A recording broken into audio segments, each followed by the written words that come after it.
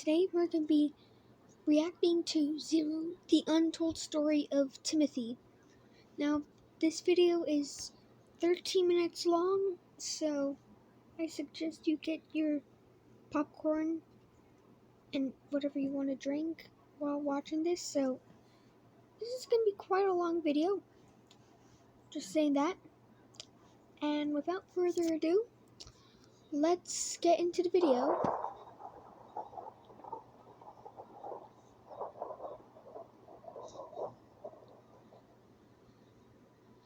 Okay.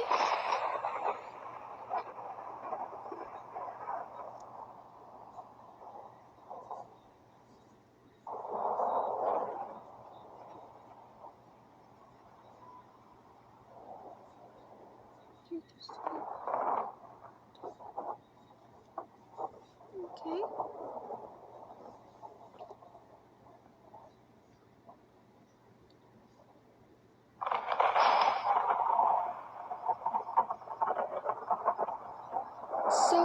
So far, the intro is really good.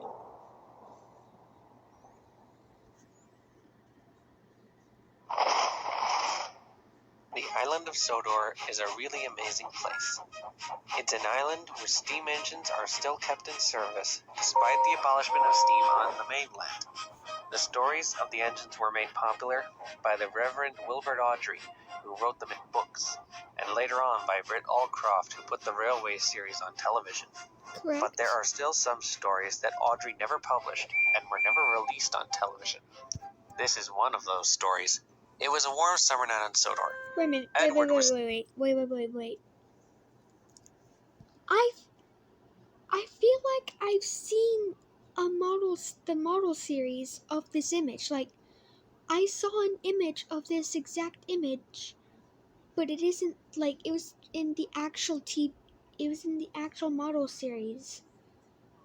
I don't know if I'm just going crazy right now, but I actually don't know. Staying at the branch line sheds with Thomas and Percy as Toby was away at the quarry.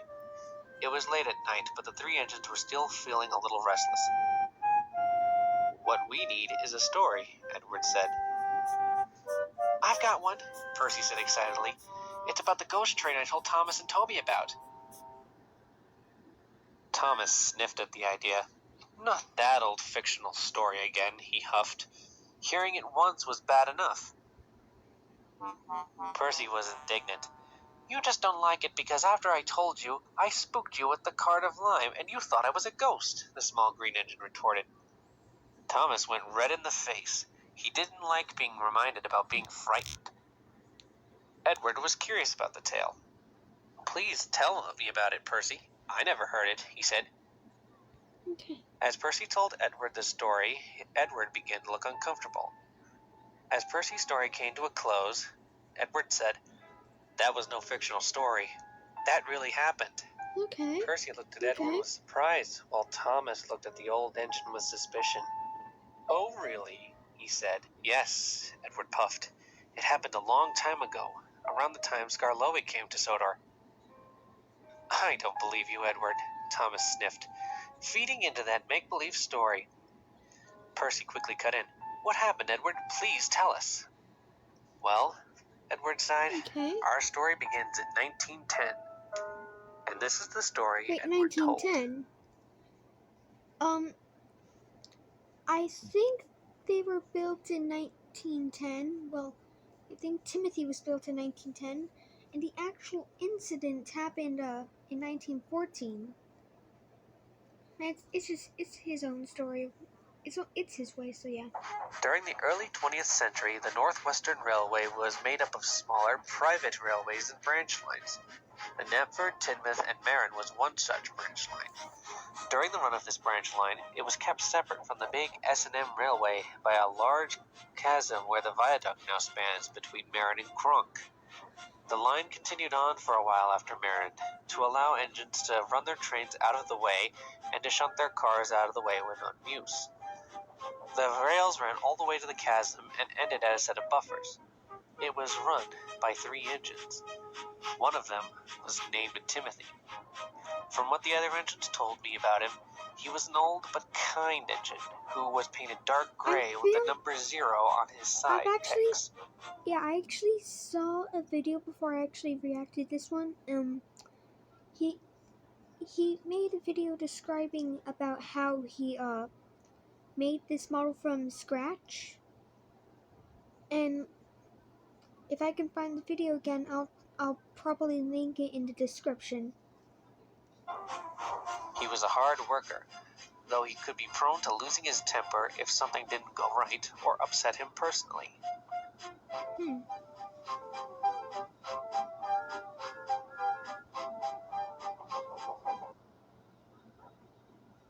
One day, his manager came and spoke to him. "Timothy, the railway doesn't have enough work for you," he said. "So I'll be placed here in the shed until further notice?" he asked. Personally, "No," the faces said are the manager. nice. "Business doesn't seem like it will pick up in the near future. So rather than being stored here in the shed, you will be sold for scrap at the end of the week." Timothy was horrified when he heard that. "But sir, I can't be sold for scrap. I'm sure business will pick up soon." Yeah, exactly. Like, Timothy was built in 1909 or 1910. This took place in 1910, according to his original story. If it was really in 1910, Timothy would be only 1 year old by then, or possibly just a new engine. And he's sent for probably not even a year old. He's being sent for scrap. Just unfair. Absolutely unfair. "Could I not be loaned to another railway that needs another engine? Or be placed here until that time?" he asked. "Timothy, there is no other work on any of the branch lines for you, and it would cost too much to ship you to England, where work might be plentiful, or keep you maintained to wait for business to pick up. It would be cheaper to scrap you." "I'm sorry, but there's nothing I can do," the manager said before walking away. Nothing Timothy could say or do would persuade him to reconsider. Timothy was angry that he was going to be scrapped. Exactly. He'd worked so hard all his life, and now the manager was scrapping him just to save money. He might be old, but he didn't feel like his time was up at all. He began to think about how he could get back at the man. Then he came up with a plan. A very deadly plan.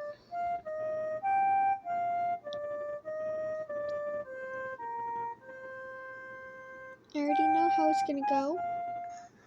And I The don't night even need before to he was to be explain it, sold for scrap, because Timothy every was to one of take you a know. late-night train from the Well, some docks of at you. Knapford to Marin.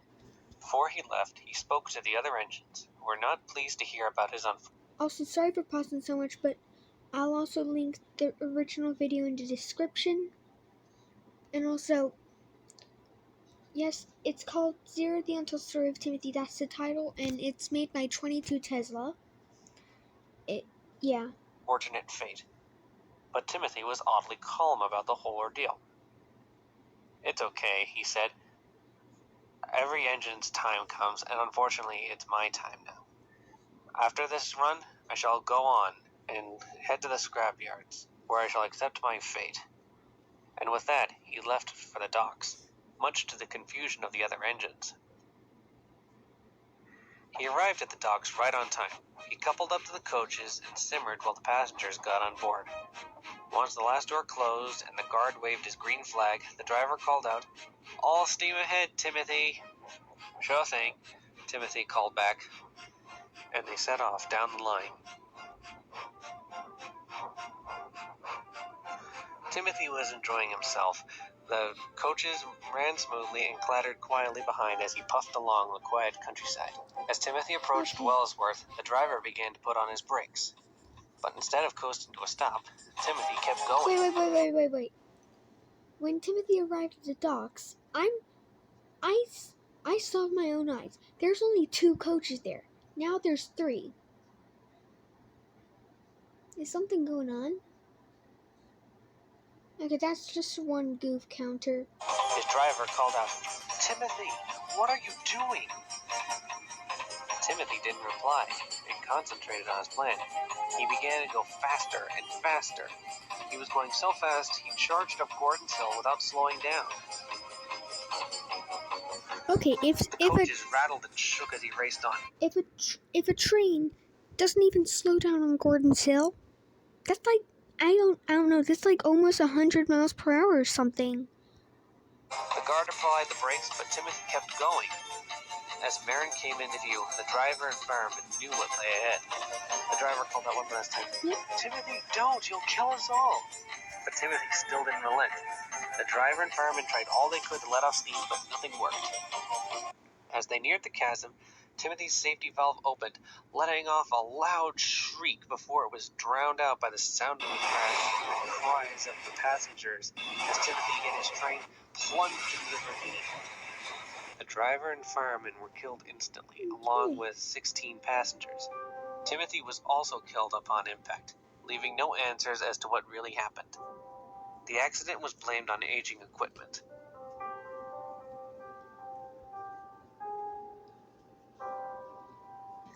The branch line paid welfare to the grieving families and went bankrupt as a result. A couple years later, the newly formed Northwestern Railway bought the line, among others. The engines on the branch were kept in service and later sold to other railways, but not before their story was told to me. Okay. And so every year on the date of the accident, Timothy's spirit runs again as a warning to others. "Pah," snorted Thomas. "What nonsense.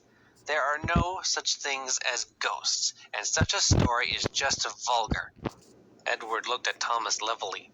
"I am most certainly not making it up, Thomas. The story Percy heard was true." Thomas rolled his eyes and went to sleep, and no more was said about Timothy for the rest of the night. Okay. The post train is Really a night good train. video so far. Duck, Percy, or Oliver. It starts at Knapford Harbor, where the mail comes on board big ships. It is loaded onto the train and then is pulled from station to station, where postmen deliver the letters and parcels all over Sodor. This particular night, Thomas was rostered to pull the mail train on the main line while Percy and Duck managed the branch lines. He backed down onto the mail wagons and waited for them to be loaded. Edward was busy shunting some goods for Boco's midnight train. "It's that night, Thomas," he said quietly. "Look out for Timothy tonight." "Oh, stop it, Edward," Thomas wheezed. "You and I both know ghosts don't exist, so stop trying to scare others with such nonsense." And then, as any other ghost story, something's gonna pop up out of nowhere. Just don't ask me any questions, I just know. Edward looked at Thomas with worry. At that time, the last door banged and the guard waved his green lamp, and the post train was ready to go. "Ghost train, indeed," Thomas muttered to himself as he puffed out of the harbor. And yet again, once you hear that music, something is definitely gonna happen. Thomas puffed along the line. The story of Timothy played on his mind. He did admit the story was disturbing, but he refused to believe that such a thing could happen on their railway, or that an engine would do something so dark. At Wellsworth Station, the station master spoke to Thomas's driver. "There's a section of track right after Marin that has been closed for repair tomorrow. The signalman is diverting you around the area," he told them. After the mail for Marin had been delivered, Thomas crossed over to bypass the blocked track. Then, Thomas and his crew began to hear puffing sounds that weren't their own. I called it. Thomas's driver looked back but saw nothing on their line. "I don't understand," he said. "Thomas is the only engine on this line tonight." Then, out of the darkness, came a shadowy engine. The blue tank engine was shocked by What did I saw. say? A dark gray engine puffing as hard as he could with the number 0 on his side tank. Behind it Puffing as was hard a as he train can of as coaches Thomas's carrying wheels don't shadowy even move shapes. at all. Okay. Thomas knew who this was. As the engine neared the viaduct, it disappeared with a loud shriek that echoed around the valley. Thomas, driven by fear, raced across the viaduct and didn't stop until he reached Callisthorpe Station. When Thomas arrived back at the branch line shed, Percy and Toby were already asleep. Poor Thomas was still in shock about what he had seen. He looked around to make sure that no ghost, Timothy or not, was nowhere in sight before uneasily going to sleep. For days, Thomas kept to himself and never told the other engines what he had seen. As much as he tried to convince himself that it had been the moonlight playing tricks on him, he couldn't deny he had had an encounter with Timothy's ghost. True. As Edward passed with a goods train, he whispered in a quiet voice to Thomas, "Don't say I didn't warn you." Okay. Well, so that was actually a really good story. Like, the model Timothy was made from scratch, which looks really cool. And the plot of the story, personally, I like it. It's kind of like the Ghost Train episode, but with an actual ghost instead of a trick. That's pretty cool as well. And yeah, like this is, I'd rate this from a 1 to 10. I'd rate it out of a like a 7.5. It's not the best story I've heard, but it's up there. Now, I really hope you enjoyed this video, and yeah, so yeah, if you want me to do more reactions, just like the video and subscribe. You just have to click on the screen 2 times. Okay, see you guys, and goodbye.